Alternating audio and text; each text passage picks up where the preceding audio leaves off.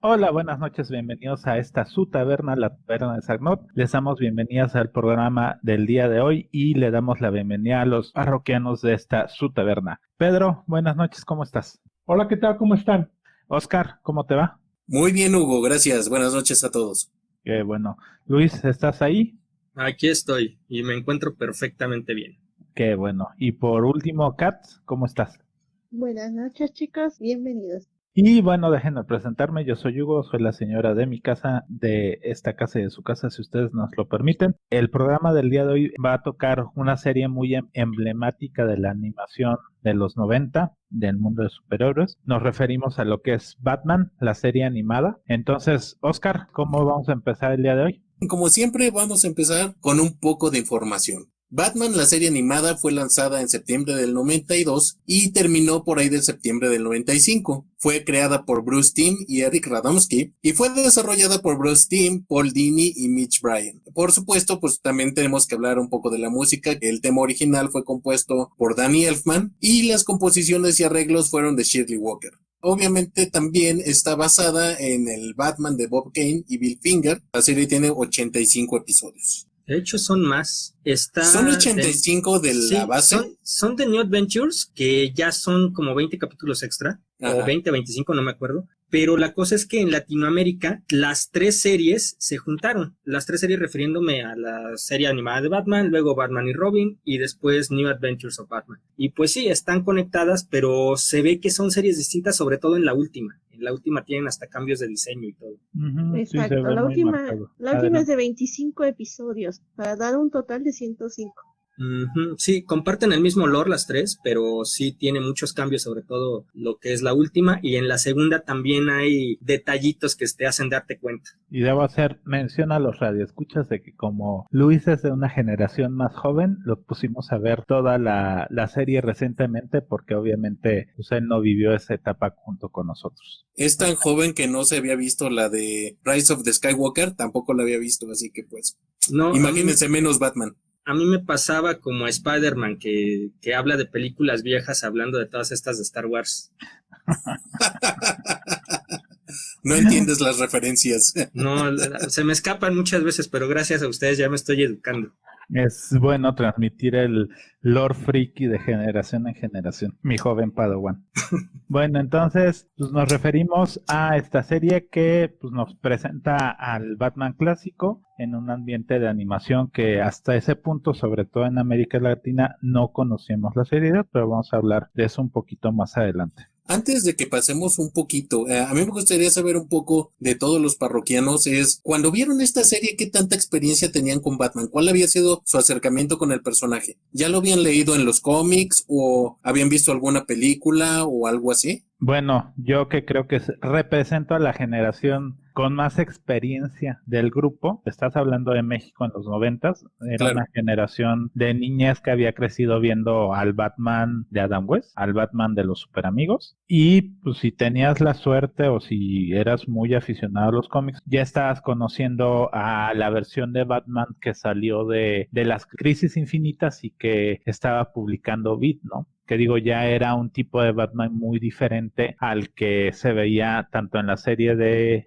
los 60s como en la serie de caricatura de los Superamigos, ¿no? Era un tono diferente al que veíamos en las series animadas. Entonces, yo puedo decir que tuve la fortuna de ver pues todo ese arranque post-crisis de Batman con Año 1, con la historia de la caja bestia, con la historia de la parca, la serialización que tenía Vid hacia las publicaciones en ese momento. Y creo, tendría que revisar bien fechas, pero creo que en ese momento ya incluso se había presentado lo que era Batman, Muerte en la Familia, ¿no? Entonces, pues venías de crecer con un Batman muy inocente durante tus años de tu niñez con Adam West y los Superamigos. Si ya tuviste oportunidad de ver el formato de cómic que manejaba Vid, pues ya era un Batman con historias de otro tono. Y pues entras a conocer esta nueva animación que era un estilo muy llamativo y diferente en su momento, en el momento que se estrenó, y pues empiezas a conocer al personaje en otro tono. Los demás, en el caso de Kat, por ejemplo, ¿te habías tenido acercamiento con Batman antes? con el Batman de Adam West de los 60 y un poco más de animación, es verdad. Recuerdo mucho sobre los super amigos, por Dios. Y creo que también ahí salía con Robin. Se Sí. tocó, creo, el origen ahí, pero de ahí en fuera, Sí, donde sí. yo tuve más contacto fue con los cómics de Editorial Big. Me tocó verlos serializados, podría decirse, donde estaban contando aventuras, y bien que lo recuerdo, era un tomo pequeño y te salía una semana Batman y a la siguiente Superman, que eran los títulos que más se vendían en aquel entonces. Pero tiene razón Hugo, la forma en que se veía a Batman de esas series animadas o actuadas a lo que se veía en cómics, para nada, ¿no? Yo no tuve acercamiento con el Batman de los 60 porque me caía mal, se me hacía muy tonto y nunca tuve oportunidad de tener un acercamiento como tal como Batman. Yo la primera vez que vi o que empecé a ver al personaje fue con la película de Tim Burton. Como que no había tenido yo acercamiento con el personaje, tengo esta visión de lo que hacía Burton en este caso, y realmente pues del cómic no había leído mucho. De hecho, pues por esta serie y por lo que vendría siendo la película fue que yo me acerqué al personaje. Yo sí vi bastante de Batman. No es que me gustara el personaje, que no fue hasta la serie esta de la que estamos hablando de Bruce Timm que me empezó a atraer. No, yo digo, yo lo conocí desde Adam West y la verdad era algo que sí me molestaba bastante. Era niño yo entonces, de todos modos me molestaban entre otras cosas eso de que la pantalla se fuera inclinando de pronto. Como les digo, no era mi personaje favorito en aquel entonces. Vi la primera serie animada que tuvo y tuvo otra con donde salía un personaje odioso llamado Batiduende. Como me caía mal también. Y como les digo, no me atraía el personaje. Cuando salió la película de Tim Burton, pues me dejé llevar por La Batimanía. Sí, la Batimanía, fue la primera vez que vi que un personaje así causara tal impacto, porque ni Superman, ni siquiera Star Wars había visto yo que los tianguis estuvieran repletos de artículos. Ahorita que lleguemos a esa parte me gustaría ver qué tanto recuerdan la Batimanía, porque yo recuerdo que fue muy fuerte. Y entonces, como les digo, yo me dejé atraer y la verdad no me gustó. El personaje bien tieso, nada de acción. Se supone que es un personaje de acción, ¿no? Batman, y ahí no hacía casi nada. Entonces, Pero te refieres a la serie de... No, a la película de Tim Burton. Luego los cómics, los cómics que editaba Editorial Novaro casi no traían cosas de Batman. Era un compilado de cosas de DC. O sea, historias de Flash, historias de Linterna Verde, de Halcón, Hombre Halcón, pero de Batman casi no. Y lo poco que sacaban de Batman era muy parecido a la serie de Adam West. Bueno, y ahí, por ejemplo, mi pregunta, Pedro, si es que tú veías tan poco material de un Batman de acción, ¿por qué tú tenías la impresión de que era un personaje de acción? Pues es que es un héroe tiene Ajá. que partírsela con los malos, ¿no? Y sí llegó en el clímax de la película de Tim Burton, sí, se da unos agarres hasta con un negrote y por esa parte bien, pero eso de que nada más estire los brazos y lance algo y no me convenció. Pero después empecé a ver algunos cómics, tampoco me convencieron, es que se me hacía como un tipo muy engreído, ¿cómo está eso de que está casi distraído? Le lanzan una bola de plomo y nada más levanta el brazo y lo agarra, o sea, nada más levanta la mano casi sin doblar el resto del cuerpo, nada más la mano y lo agarra y lo detiene. O sea, ¿cuánto entrenamiento tiene que tener para eso, no? O sea, No, es que es Batman. Es Sí. que eso es lo que te venden de Batman. Batman es el pináculo mental y físico de un ser humano. O sea, Y no económico. económico. Pero como les digo, fue de pronto el salto, ¿no? El salto de un Batman que nada más anda ahí de payaso a un Batman que las puede todas, ¿no? La gente de Estados Unidos tiene una palabra para esto y es campi. Es algo que es así medio ridiculón, es algo medio chistosito, es algo que pues de por sí es descabellado, ¿no? Entonces es algo que tenía mucho el Batman de los 60 y que permeó también a veces en los cómics. Sí, Y pues en las caricaturas. Sí, Bueno, de es hecho, que lo que es el Batman de los 60s, gracias a él es que se populariza el personaje de Batman, porque Claro. los cómics, pues sí, tenían primero esta versión oscura de Batman, que después, gracias al Comic Codes Authority, fue bajándole, y aparte era así como que para niños, así que en serio, no era como que todo el mundo conociera a Batman. Entonces, cuando llega esta serie de Adam West, directo a tu televisor, directo a tu sala, es que la gente empieza a enamorarse del personaje, y para ellos este personaje que se comportaba así de forma boba, de forma infantil, les parecía genial porque ellos con la idea de que era un personaje para niños, pues lo veían como algo adecuado para los niños. De hecho, se buscó hacer algo muy blanco, algo muy sano, para mostrar estas historias más o menos de aventura, no sin cierta violencia, sobre todo considerando la época, que pues sí te ponían hasta las onomatopeyas acá, pam, beef, pum, pero pues es parte de eso, es parte de quererte vender esta imagen de este Batman que estaba ya pensado en un público infantil o un público familiar.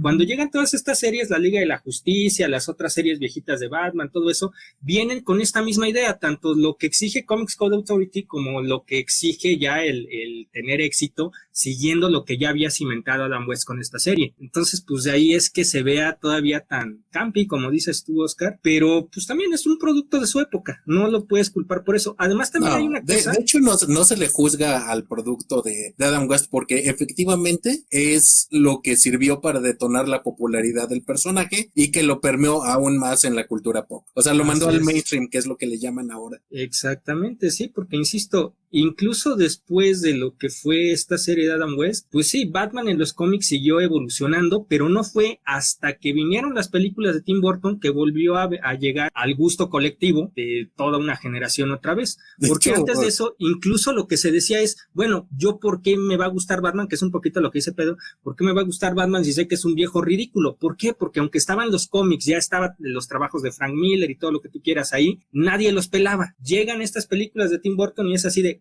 wow, no era como me acordaba, no es el cuate este que nada más falta que te dé consejos al final de la serie. Momento, de hecho creo que sí daba consejos al final, ¿no? Sí, daba depende alguna que vienes. moraleja. De hecho, haciendo un poquito de retrospectiva, yo incluso te diría que querían hacer el personaje de Batman / Bruno Díaz, así lo conocíamos en ese momento en Latinoamérica, un tipo Mr. Rogers, el de la serie familiar. O sea, incluso creo que hasta su vestimenta, aunque tenía su lado medio de playboy, o sea, tendría que ser esa figura madura de autoridad que pudiera ser amigable o tener ese rapport con la audiencia más joven. Pues bueno, ya que tenemos un marco de referencia, recuerden todo de lo que hablamos ahorita, porque seguramente lo vamos a retomar después. Ahorita vamos a hablar un poco acerca de lo que es la creación del concepto y las influencias. Yo creo que si hemos de hablar definitivamente de una influencia directa, es todo el movimiento artístico y de diseño que se llamó el Art Deco. Bueno, ahorita si quieren un ejemplo de un edificio estilo Art Deco, pues está ahí el edificio Chrysler allá en Nueva York, y también permeó lo que era la parte de lo que vendría siendo el diseño de joyas, de interiores, de muebles, de radios. Fue una época que quería demostrar mucho lujo. Eso era la parte central del Art Deco, agarrar y demostrar el lujo que se daba dentro de las épocas de los 20s y los 30s. Y fue pues muy adoptado por la gente de este lado. De hecho, el movimiento se originó en Francia, sí, y terminó permeando hasta por acá, por Estados Unidos. Era lujo y progreso lo que buscaban reflejar. Arte decorativo, se supone que era por eso es que se buscaba también que todo fuera muy bonito, que todo tuviera los mejores materiales, que todo representara la fe en la humanidad. Y pues llega la Segunda Guerra Mundial y ahí se acaba el Art Deco. Y curiosamente también la confianza en la tecnología y la ciencia. Yo más que bonito diría que buscaban hacer algo muy sofisticado y estilizado. Querían hacer algo espectacular, querían hacer como grandes monumentos a la naturaleza humana. A qué tan lejos vamos a llegar gracias a nuestros avances, gracias a nuestra cultura. Y querían reflejarlo en todo, en sus joyas, como dice Oscar, en su arte y en el caso que nos compete en ese momento, en su arquitectura, porque en esta serie vemos todo lo que es el Art Deco, que también lo saca un poquito de lo que hizo Tim Burton. Y bueno, pues eso es lo que podemos dar como con respecto al diseño arquitectónico que se utiliza. También tenemos que hablar de lo que viene siendo la influencia del film noir, que es todas esas películas de detectives, todo lo que es la novela negra, esa ambientación donde los personajes están inmiscuidos en misterios, donde tienes la figura del detective clásico que tenemos con su fedora y su gabardina y que va resolviendo misterios, se encuentra a la femme fatal que lo va a inmiscuir en algún tipo de problema. Es una influencia muy muy grande a la manera en cómo están escritos los guiones y cómo también la ambientación se refleja en esta serie de Batman Adventures. Todos los carros, toda la ropa está basada en eso y muchos personajes son claros arquetipos sacados sacados de ahí. En el caso de Batman, pues es obviamente el detective, pero Gordon, Bullock, todos estos personajes que trabajan con la policía también son un poquito reflejos de estos arquetipos. Y en el caso de las Femme Fatales, pues también está lleno. Ahí está Hiedra Venenosa, ahí está Gatúbela. Bueno, casi todas las mujeres tienen un poquito de Femme Fatale en esta serie, excepto Harley Quinn. Sí, es completamente diferente. Bueno, no sé si quiere hacer homenaje o no, pero pues sí te remonta a las películas de detectives de Humphrey Bogart, El Claro. Halcón Maltés, toda esa época del cine que pues representaba pues todos esos arquetipos. También las luces, ¿no? Las luces como viniendo de lugares extraños, ¿no? Como a la espalda de los personajes o a un lado, ¿no? Nunca de los lugares comunes que deberían de ser. Sí, Lo para que- darle más dramatismo. Además, eso también viene gracias a que estas películas pues eran en blanco y negro. Entonces, por eso es que la luz buscaba crearte estos efectos dramáticos. Por ejemplo, aquí en la imagen del slide, pues vemos estos personajes completamente en silueta, junto con esta nieblita que le están poniendo ahí para darle misterio a la escena. Sí, de hecho, pues era para acentuar también el contraste de luces y sombras, y que es por eso que te permite tener este efecto de siluetas, ¿no? Como sombras ahí nada más puestas, en vez de figuras muy definidas, ¿no? Que es algo muy característico del film noir. Y bueno, pues no nada más el film noir tuvo que ver aquí con nuestro amigo Batman, también hay mucha influencia del cine de horror clásico, de todas las películas de Universal y sus monstruos, de las películas de Hammer que salieron por ahí en las épocas de los 50, 60, de ahí para adelante, que prácticamente se trataban de puros monstruos y la ambientación que daban de forma muy, muy depresiva, siempre con lluvia, siempre de noche y también usando los altos contrastes, ¿sí? Y también una influencia innegable, sobre todo en la manera en cómo te presentan la violencia, pues es Alfred Hitchcock, ¿no? Alfred Hitchcock era un maestro de mantenerte el suspenso y también de que no necesariamente te enseñaba una violencia gráfica, sino que gran parte de ella te la dejaba a tu imaginación. Te enseñaba sombras, te enseñaba siluetas, te sacaba a veces de foco la violencia y tú prácticamente completabas el cuadro. Y pues resultaban en escenas muy brutales que tú terminabas de completar en tu imaginación. Las películas de Hammer son desde los 30. Sí, sí, sí, son bastante viejas. Inglesas, si mal no recuerdo. Y bueno, ya hablando en terreno un poco más de la animación, tenemos que definitivamente una de las influencias para Bruce Timm y compañía pues fue Max Fleischer, específicamente su versión de Superman que salió por ahí de los 1940. Max Fleischer es conocido por ser uno de los pioneros de la animación tradicional. Creó a personajes como Coco el payaso, Betty Boop, entre otros, y que pues dio vida a esta versión de Superman que tiene un diseño similar a lo que podemos encontrar en las aventuras de Batman de las que vamos a hablar ahorita, ¿no? Es un diseño muy limpio, es un diseño muy cuadrado y la animación es muy muy buena. De hecho, si tienen la oportunidad de ver alguno de los capítulos de Superman de Max Fleischer, pues son bastante buenos en términos de animación. Y son De muy hecho, fluidos. buscando notas para el programa, digo, yo encontré un review muy bueno de la serie que decía que la escena de entrada de la serie, el opening, de inmediato te hace referencia al trabajo de Max Fleischer, que desde la secuencia de apertura, pues no hay diálogos, no hay líricas, solo el tema musical de Elfman y acción. Y que la entrada te presenta a los personajes antagonistas, Batman cae de las sombras, empieza la acción y el conflicto se resuelve con un sentimiento de que la justicia ganó. Entonces empieza a darte el tono desde esa entrada a la que va a ser la serie. No va a ser una serie graciosa, no va a ser una serie sencilla, o sea, tampoco va a ser una serie dark, como le diríamos ahorita. Abrumadora, Va a ser digamos. una serie seria, o sea, te va a presentar los personajes con respeto, ¿no? Y va a buscar construirte una historia. Y también pues tenemos que hablar un poco del trabajo de Dennis O'Neil, que fue escritor y editor de Batman en DC. Trabajó en DC Comics desde 1972 y estuvo escribiendo para Detective Comics, Batman y Legends of the Dark Knight. Al parecer a él lo trajeron para cambiarle el sentido a Batman, ¿no? Mira, Dennis O'Neil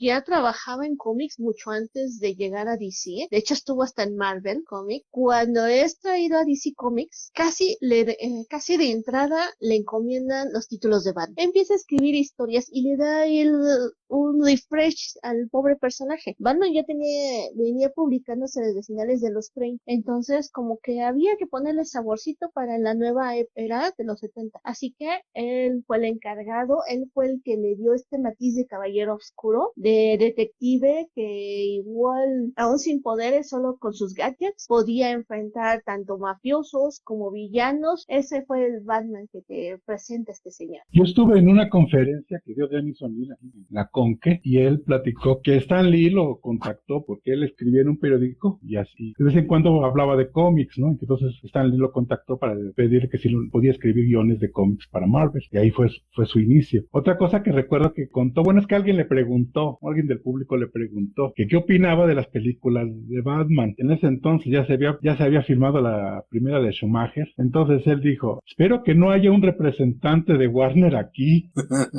Para mí las mejores versiones de Batman son las de la serie animada. Eso lo dijo Dennis O'Neil. Él es una influencia muy grande para todo el trabajo de Bruce Timm y compañía, y pues bueno, entre unas de los personajes que creó bastante icónicos, pues es Ra's al Ghul y su hija Talia al Ghul, ¿no? La gente probablemente los recordará porque salen en la película de Batman Begins. Es una versión de ambos personajes que realmente no tiene mucho que ver con lo que es realmente Los y que les salen en los cómics, ¿no? Pero Ajá. digo, yo creo que sí, o sea, yo no voy a menospreciar el trabajo de Dennis O'Neil, pero yo creo que al final del día, en ese momento, muchos de los personajes de DC y hasta la fecha me parece que siga, tenían 2 o 3 títulos. O sea, aunque Dennis O'Neil pudo haber escrito muchas historias memorables, yo creo que se tendría que ir más al trabajo del editor en jefe para ver cómo coordinaba esa imagen, ¿no? O sea, y de hecho, Ra's al Ghul y Talia son personajes de los 70s, ya no tanto de los 80s, y los 70s, si bien ya se estaban alejando de temas del Comic Code Authority, pues seguían respetando muchos de los lineables. O sea, sí hizo un Batman más de acción, pero yo no creo que lo haya hecho un Batman oscuro. Precisamente por esto del Comic Code Authority tenían que tener mucho cuidado en lo que se publicaba. Pregunta, Luis, perdón ajá, que te interrumpa. sí. ¿Qué es el Comics Code Authority? El Comic Code Authority es una ley por la cual se intentó regular a los cómics después de un drama que hicieron asociaciones de padres de familia, diciendo que eran cómics que ofrecían mucha violencia y mucho contenido moralmente incorrecto. ¿A qué se referían con esto? Por ejemplo, los cómics de terror que se publicaban en aquel entonces, en portada te ponían cosas como cabezas cercenadas. Entonces, con esto en mente, llegaban y decían, bueno, es que esto que se está presentando para consumo de los niños, porque recordemos que en aquel entonces la idea que se tenía era que los cómics eran exclusivamente para niños, pues no es correcta. Así que obviamente se tomó cartas en el asunto. Todo esto, por cierto, salió gracias a un libro titulado La seducción del inocente, escrito por Frederick Wertham. Ándale, gracias, Hugo. Pues bueno, este tipo, entre las cosas que denunciaba en este libro, era todo esto que les digo de los cómics de terror específicamente, pero también se metía, por ejemplo, con Batman directamente. ¿Por Batman qué? y Robin, de hecho. Sí, porque decía que la relación entre Batman y Robin no era una relación padre-hijo, era una relación homosexual. La cosa es, en aquel entonces Estados Unidos sí estaba mucho con estas ondas de que, por ejemplo, ser homosexual era pecado, que la violencia explícita era algo que podía crearte prácticamente asesinos en serie, etcétera. Así que, pues todo esto, como les digo, llegó a juicio y se llegó a la conclusión de que los cómics tenían que ser regulados y a partir de ese momento no se podía poner nada que tuviera que ver con violencia explícita en ningún cómic. Por eso es que también a la hora en la que se empiezan a elaborar esta serie de Adam West, pues se lleva con todas estas reglas que ya venían gracias a este Comics Code Authority. Sí, pues salvo que tú me corrijas, Luis, o sea, tanto fue la influencia del Comics Code Authority que si no me falla la memoria llegó hasta la animación. En la animación de los Estados Unidos, creo que hasta la fecha, no pueden dibujar balas saliendo de armas. Pueden dibujar un rayito, pero no pueden dibujar un disparo real porque es demasiado violento. Y creo que en los cómics se mantuvo esa regla por muchos, muchos años, incluso décadas. Es correcto. Pero bueno, volviendo con Dennis O'Neil, él en DC efectivamente llegó a tomar el puesto también de editor y de ahí es que también se le pueda colgar un poquito esto de que igual y sí ayudó en esta lucha por irse desprendiendo de lo que era la Comic Codes Authority. Él de hecho también, pese a que tenían que hacerlo con pincitas, sí fue metiendo otra vez un poquito lo que era el detective noir de los cómics viejitos. saltándose todo lo que pasó gracias a la Comics Code, que ya de plano te ponían aventuras ridículas que afectó a todos los cómics de DC, a todos los cómics, bueno, de todas las compañías en general. Entonces te ponían ya historias muy ñoñas. Me acuerdo más de las de Superman que de las de Batman, porque eran todavía más ridículas. Sí, Superman y todos sus tipos de kriptonita. Y pues exacto. El impacto más de Comic Codes a Batman fue el Batiduende. Exactamente. Que por cierto, el Batiduende sale en un cameo dentro de la serie de la que estamos hablando. Sí. En The New Adventures, si mal no recuerdo. Pero bueno, otra vez regresando con Dennis O'Neil. Yo estoy de acuerdo contigo, Hugo. Sí hubo muchas más personas trabajando para que se fuera saliendo de esto, pero pues sí, el señor sí tuvo ahí su influencia. O sea, yo no lo niego, pero tampoco creo que sea el padre creador. No, claro que no. Hubo mucha gente, incluso para la misma serie de Batman animado, pues no nada más es él, empezando por Bob Kane y Bill Finger, que son los papás de Batman, por ahí está también guiños a Frank Miller, guiños a Alan Grant, Neil Adams. El mismísimo Adam West. Exactamente, Adam West, que digo, no es autor, es nada más actor, pero también por ahí se ve, incluso le dedican un capítulo. Entonces es mucha la mezcla de lo que hay para hacer esta serie, y fue lo mismo esta mezcla para salir de lo que era el yugo de la Comics Code. Sí, estoy de acuerdo que no nada más fue él, pero pues aún así pues es bonito hacerle un poquito de homenaje porque pues, recién se murió el 11 de junio, ¿no? El 11 de junio falleció. Sí, el 11 de junio. También la semana pasada falleció Joel Schumacher. Sí, de hecho, Schumacher es muy criticado por los fans de Batman por estas películas que hizo, pero él tenía buen cine, simplemente en este caso como que se le fueron las cabras. Yo creo que no le gustaba mucho Batman, ha de haber sido para él un trabajo más, y por eso es que hasta cierto punto lo descuidó así, que él toda la vida estuvo diciendo que realmente no era que le hubiera hecho mal, que se me hace muy chistoso esto, que no era que le hubiera hecho mal, que era por ser homosexual que se lo habían criticado, pero bueno. Yo, a mí en lo personal, o sea, dos de mis películas favoritas, la de The Lost Boys y Flatliners, son de Schumacher y son de las películas que a mí más me gustan. A mí también me encanta The Lost Boys. Es que esa es la cosa, gracias a Batman es que Schumacher es muy mal visto entre los fans de cómics, pero realmente es un buen director, entonces no se trata de condenar toda su obra nada más porque no pudo hacer bien Batman. Próximamente vindicación de Joel Schumacher, espérenlo en la taberna de Zacknot. ¿Por qué las películas de Batman de Schumacher son en realidad obras maestras?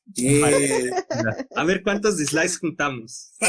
¿Qué tanto nos dicen los pezones del traje de Valkyrie? Ay, eso es la filosofía detrás de los pezones de Batman. Pero ¿no será que los productores tuvieron mucho que ver? O sea, que lo que Schumacher hizo fue obedecer a los productores. No creo que los productores se metan en temas de pezones en el Pedro. Tenían que ser cosas que se vendieran, que estuvieran en la cajita feliz de McDonald's, ¿no? Y lo que hacía Burton, pues nomás no. Pero pues, ¿qué iban a poner? O sea, ¿pezoneras? Sí, las pezoneras de Batman. Ya me imagino al papá noventero llegando con su traje de Batman para el niño en Halloween. Y mira, trae las pezoneras de la película de Schumacher. Siempre quise uno de estos, papi. Gracias, papá, al fin. Sí, yo honestamente, o sea, sí no dudo que en esta y en muchas otras películas los productores metan su cuchara, porque al final del día lo hacen, pero no creo que al nivel de decir, ponle pezones al batitraje. Más bien sería del diseño de producción. Exacto, un productor metiche sí te podría decir que le pongas pezones a Batman, pero en este caso yo creo que sí fue una decisión completamente del director, por lo mismo que les digo, esta defensa que él hace de que realmente no era mala idea su Batman, porque pues era simplemente una visión fresca y la gente no la aceptó porque sabían que él era gay, explicando precisamente que él fue el responsable de esas decisiones. Fue así de, pues sí, yo decidí que tuviera pezones, pero pues me lo recriminan porque saben mi preferencia. Yo me acabo de enterar que era gay. No, yo también. No fue toda su vida, era abiertamente gay. Él nunca estuvo en el closet. Sí, era muy abierto. Era muy abierto con respecto a su sexualidad. Entonces, pues no era un secreto de que, pues, él, era homosexual. Entonces, pues también es lo que dice también Luis, de sus decisiones, así como que se las criticaban, o él decía que se las criticaban por ser homosexual, ¿no? Por ser abiertamente homosexual. Pero, pues, no creo que haya sido el caso. No, yo tampoco. Yo creo que fue una mala elección de diseño y lo hubiera dicho, bueno, pues aquí me proyecté, me gustó así, que óvole. En ese momento, pues ya había nombres famosos abiertamente homosexuales en el cine. O sea, pues ya había pasado el escándalo del VIH con Rod Hudson, con muchas figuras. Entonces, no veo por qué tuviera que influir. Bueno, lo que pasa es que todo este rollo de la persecución de los homosexuales, pues no se ha acabado. Por eso es que hasta la fecha siguen peleando por derechos. No, sí. Así es. O sea, yo no digo que no sigan peleando por sus derechos, pero al menos en mi opinión, que yo me acabo de enterar que Joel Schumacher era homosexual, no es parte de mi criterio para decir, no son mis películas favoritas. A mí no me molestó que Batman tuviera pezones. Como mucha gente, pues sí se me hizo raro, pero a fin de cuentas tú ves la armadura de Batman. De hecho, aquí está en el slide, y es prácticamente un torso de un hombre desnudo. Yo no sé por qué la diseñan así, si se supone que es una armadura de batalla. Es más como las armaduras del Batman de Christian Bale, ¿no? Pero en el caso de las visiones noventeras te ponían esta imagen. ¿Por qué? Porque también estaban siguiendo el diseño de los cómics, donde Batman está vestido no con armadura, sino con esta especie de malla, y se le ven todos los músculos. Entonces yo creo que Schumacher, cuando ve eso, es así de, bueno, pues si se le ven todos los músculos, ¿por qué no ponerle pezones? Es lo más natural. O sea, llevarlo hasta su extremo realista, digamos. Exacto, sí, puede haber sido que por eso tomara una decisión tan desafortunada en el caso del diseño del traje, pero realmente a mí lo que me condena estas películas de Batman de Schumacher no es la armadura de Batman. Es lo malas que están. Exacto, son las actuaciones y es la historia. Pues sí. Y pues ya que estamos hablando de directores, una influencia definitiva y que pues fue prácticamente lo que le dio la patada de entrada a esta serie animada de Batman, pues fue la película de Batman de Tim Burton de por ahí del 1989. Y fue una película que tomó al mundo por sorpresa, que hizo todos los millones del mundo y que aparte causó una especie de furor por el personaje, porque se vendía todo tipo de productos, todo tipo de cosas, todo tipo de juguetes. O sea, fue una explosión mercadotécnica gigante para Batman, pero también pues vino acompañado por controversia, tomando en cuenta que el Batman que conocía la gente en su mayoría era el Batman de los 60s, de repente ver la visión de Burton, pues más sobria, más oscura y con unos granitos más de violencia, pues hubo varias gente que prácticamente dio el grito en el cielo, diciendo que bueno, ahora ¿por qué Batman es tan violento? Esto es terrible. Y finalmente tuvimos esta versión de Batman que si lo comparamos con los estándares de ahora, la verdad es que la violencia está por muy debajo a lo que estamos acostumbrados. Pero sin embargo, pues a su momento fue un referente muy importante y pues de la mano de Tim Burton también vino Danny Elfman, que compuso el tema de Batman que casi todo mundo reconoce, o cuando menos que tenemos cierta edad lo reconocemos como el tema principal del Caballero de la Noche. Yo la verdad no tengo así como que una memoria tan vívida de la Batimanía, más allá de que existió una Batimanía, pero por ejemplo a mí me llama mucho la atención lo que dices de la violencia, Oscar. Yo por ejemplo me acuerdo que en alguna ocasión fuimos a ver la película con mi abuelita, a mi abuelita le gustó, nunca dijo que fuera violenta ni nada, y yo la verdad tratando de hacer memoria no recuerdo muchas notas al respecto. No, yo sí las recuerdo porque las escuchaba en el radio, las veían por todos lados, de hecho fue una de las razones honestamente por las cuales me aventé a ir al cine. Porque decían que el personaje era muy violento. Según los videos de YouTube que he visto para enterarme de qué se trató todo esto, porque pues yo todavía no nacía, todo esto de la violencia de Batman salía hasta en los noticieros de Televisa. Sí. Diciéndote, es que las asociaciones de padres en Estados Unidos se están levantando, aquí en México, en Monterrey, están quejándose. Y en sí Monterrey hasta la fecha se queja de todo. Y eso que bueno, eso sí, es tradición. Ajá, o sea, no hay forma en la que en Monterrey no haya una reacción hacia alguna expresión de moda en su momento. Incluso me imagino, yo no me acuerdo en qué año fue el primer año en que vino Madonna a México, pero también en su momento fue muy rementado de lo que iba a causar en la moral de la sociedad mexicana, pero bueno. Fue por ahí del 91, 92. Lo que yo me acuerdo es que decían que el Batman de Adam West daba mensaje al momento de que hacía su investigación. Le decía a Robin, eso es por esto y por esto, porque empezaba a hacer todo un breviario cultural, ¿no? O sea que según a los padres de entonces le parecía que eso era educativo, así como si tan solo por mencionar algo, o por mencionar al Quijote, ya los niños se enamoraran del personaje y lo que quisieran leer, ¿no? Pero esa es la idea que tenían.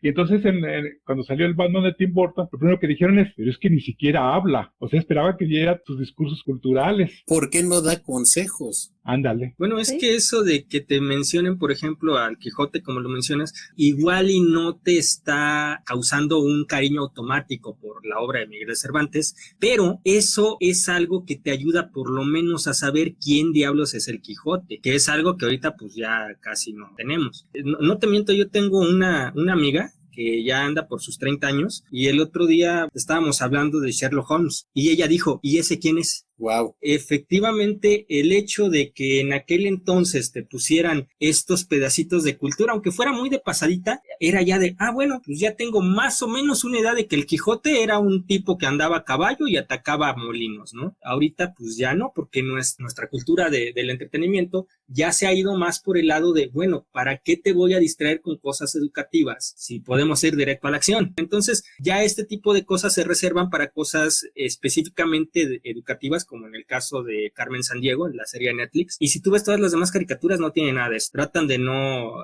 arruinarte la experiencia con cosas de educación. Yo por ese lado, pues sí entiendo que se haya extrañado un poquito esto, pero pues obviamente la visión de Burton no era, insisto, la visión que se tenía con este Batman sesentero que bailaba, te daba moraleja y te enseñaba cosas, ¿no? Era más con las cosas más modernas, que eran un poquito más oscuras, y las cosas viejas, que habían empezado con esta imagen de detective. Pero él, por supuesto, dado que siempre le ha gustado lo macabro, pues trató de meterle ese toque todavía más oscuro. Ahora, ¿qué tan violento es Batman? Mucho, porque en los cómics viejos, Batman mata. Me imagino que por eso es que Tim Burton decide que su Batman mata, pero en los cómics ya de los 70s para acá, que es cuando empieza a reivindicarse todo esto que había pasado con la Comics Code, el personaje no mata, es el único tabú que no rompe, y es algo que pasa muy bonito a la serie de Batman animado. De hecho, pues también se tiene que tomar en cuenta que muchos de estos movimientos y muchos de estas expresiones son producto de su tiempo, ¿no? Si tomamos en cuenta que por ahí de los 1950 había como que un estándar de lo que debía de ser la moralidad, de lo que debía de ser las buenas costumbres, la típica imagen del norteamericano fumando su pipa, leyendo su periódico con sus niños, jugando con el perro afuera en el patio mientras su esposa prepara sándwiches para todos, y todos buenos cristianos. Obviamente es que pasas de esa mentalidad, pasas a los 60, vienes acostumbrado a tener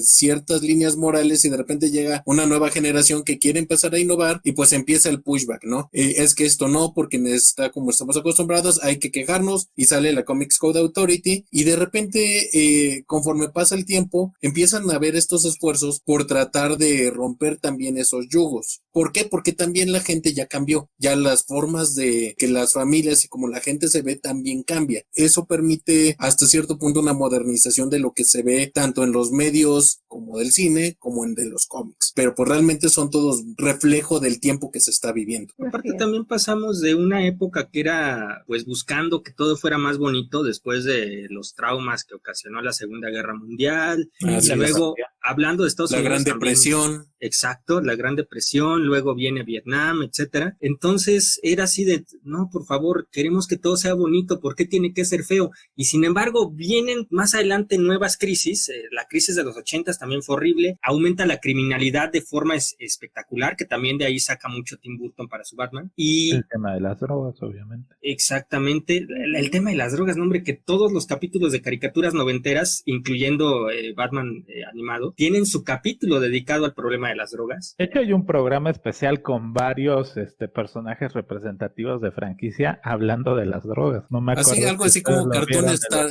Se llamaba Cartoon Stars to the Rescue. Es correcto. Y era un collage de personajes que llegaban a salvar a un par de niños de meterse a las drogas y todo lo demás. No era un par de personajes, era Bugs Bunny y Mickey. Eran todos. Sí, eran todos. O sea, no sé qué habrán tenido que hacer para hacer eso, pero metieron a todos en la bolsa. Pero bueno, fin del paréntesis. Como la película de Burton genera el interés por más bandas, y es ahí donde llega la serie animada. No creo que bueno, no sé qué tanto genere más interés, pero te deja el escenario puesto para que lo aprovechen. Lo que pasa es que precisamente la Batimanía lleva a este fenómeno comercial que además no se esperaban. Fue así de, ay, es una película de superhéroes, por Dios, ¿quién la va a ir a? Ah, caramba, ¿cuántos millones llevamos? Y entonces de ahí empiezan a tratar de sacar hasta calzones con Batman para aprovecharlo, y ahí es donde se propone, vamos a hacer una caricatura nueva que sea oscura como de Tim Burton. Exactamente. Y por eso sale Batman animado, y por eso, para conectar los dos y que la gente lo consumiera automáticamente, si había visto nada más estas películas de Burton, le ponen el tema de Elfman. Sí, porque el tema de Elfman fue muy, muy, muy sonado y muy reconocido. Se incrustó luego en el inconsciente colectivo. De hecho, recuerdo que todo lo que era la Batimanía, los comerciales anunciándote los vasos, las latas, los juguetes, utilizaban la parte de Batman con su Batimóvil y el tema. Podías ver los pósters de la película replicados en todos los puestos del tianguis y los chicos los compraban. Decoraban sus habitaciones con toda la parafernalia de la película. Sí, fue una fiebre muy gruesa. No. Que supieron explotar. Entonces, por ese interés es como sacan esta cosa, la versión animada, porque la gente quería consumir más Batman y siguieron las películas, tantas. Fíjate, dato curioso, había un grupo de chicas como las Flans que se hacían llamar las primas. Tienen un éxito llamado Batimanía, era la onda. La canción más representativa de la Batimanía era la abuelita de Batman. También. De Botellita de Jerez, O sea, que también salió aprovechando todo este desastre comercial. Bueno, toda esta marejada de beneficios comerciales, más bien. Pues sí, o sea, creo que de esta plática pues vemos que realmente aprovechando toda la marejada de mercadotecnia, de impacto social que dejó la película de Burton, pues era el terreno óptimo para lanzar una serie animada referente al personaje, ¿no lo creen? Era el paso lógico para seguir aprovechando la Batemanía que se dio en esas épocas. Bueno, pues creo que salvo que alguien más tenga algo que decir, podemos cerrar el programa del día de hoy. ¿No? Adelante. Bueno, muchachos, pues vayamos recogiendo, apagando las luces. Bueno, eso cuando vayamos a salir. Por lo pronto, le agradecemos a todos los que nos hayan escuchado el día de hoy. Recuerden seguirnos en nuestra página de Facebook, nos encuentran como La Taberna de Zacknot. Y recuerden que nos van a poder encontrar de nuevo la próxima semana a la misma batihora en el mismo Baticanal. Muchachos, que descansen, que pasen buena noche y gracias por su tiempo. Hasta luego, buenas noches a todos. Adiós. Buenas noches. Gracias, bye. Esta historia continuará